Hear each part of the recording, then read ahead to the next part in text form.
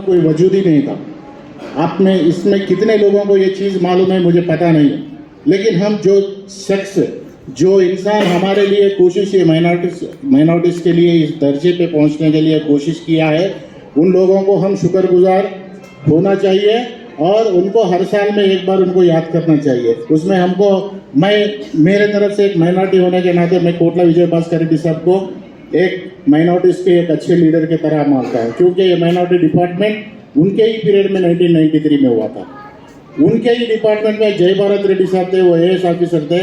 उन्होंने इतनी कोशिश की माइनॉरिटी डिपार्टमेंट बनाने के लिए, उन्होंने 1 साल का अपना पीरियड ही लगा दिया है, इसलिए अब उनको भी याद करना चाहिए।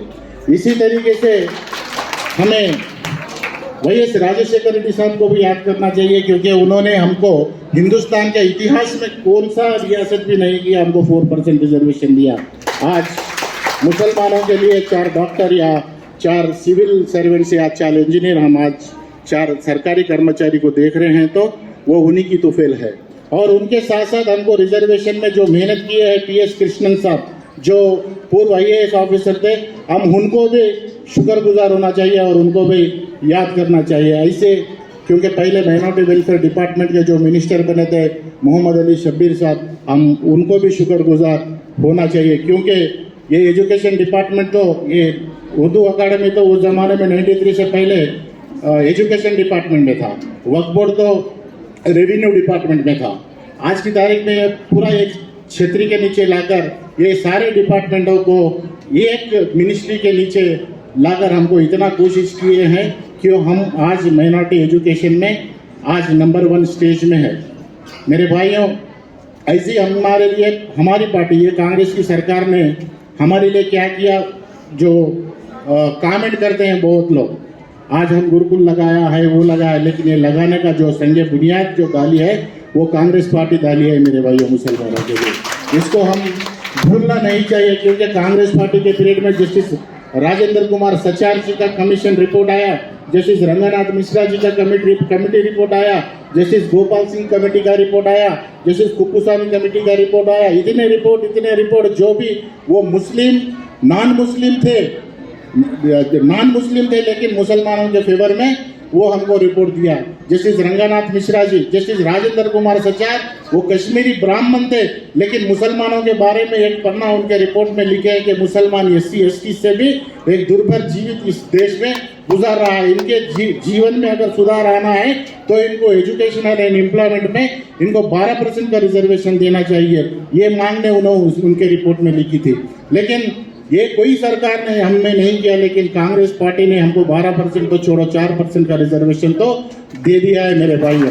और आइंदा हमारे जो भी कार्यकाल है, 4 साल के कार्यकाल में कांग्रेस पार्टी हमको 12% रिजर्वेशन देने का वादा किया था और वादे पे पक्के रहेंगे।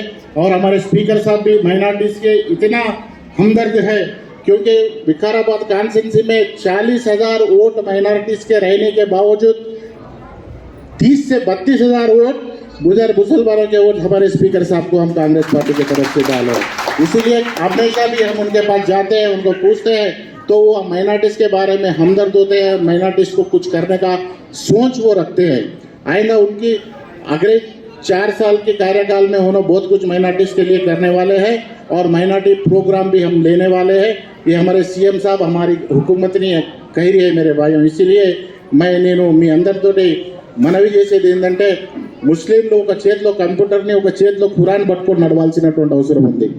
ఈరోజు మతమౌఢ్యంలో ఆధునిక విద్యకు దూరం అవుతున్నటువంటి ముస్లింలకి నేను చేతులెత్తి నమస్కారం చేస్తున్నా।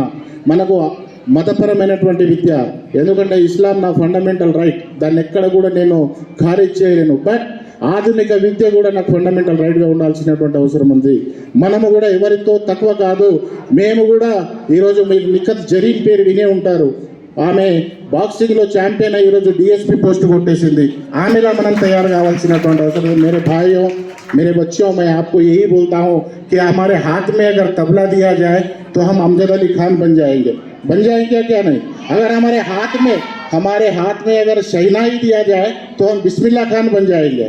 अगर हमारे हाथ में टेनिस का बैट अगर थमाया गया तो सानिया मिर्जा बन जाते। अगर हमारे हाथ में क्रिकेट का बैट अगर थमाया गया तो जहीर खान बन जाते।